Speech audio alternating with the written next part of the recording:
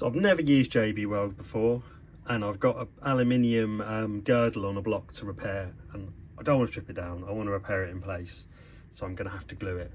Now the sump was also damaged at the same time, so I thought instead of committing to using this on the girdle and not being able to undo my job, I've quickly and roughly just glued these pieces back together, and there's a few additional cracks I haven't glued, but there were some bits missing out of this sump here along the top, and I've glued them back in, and it's been set for 24 hours.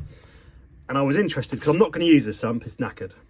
It's just not worth bothering with. It's cracked all the way down, and I can buy a sump and I can replace the sump.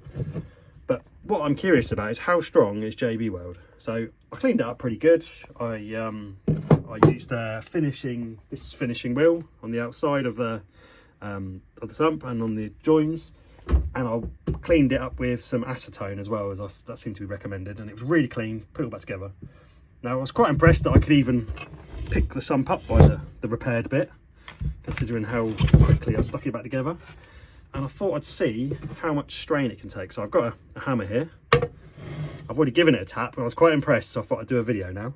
So I give it a tap, and I mean, even just tapping lightly like that, I'm impressed. I mean, that's good going for a bit of glue on some aluminium. So let me just move this out of the way, see if I can do this while holding the phone. So yeah, that's a pretty reasonable blow.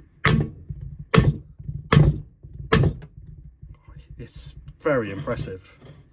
Like I said, this is just smeared on the joins and pushed together and left, and my mind is blown by that. That is really strong. I think even if I'd stick welded that with some shielded electrodes, I think it would have been weaker. So yeah, really impressed. Let's go the other way. Yeah, I mean, thumbs up to JB Weld. That is some good stuff.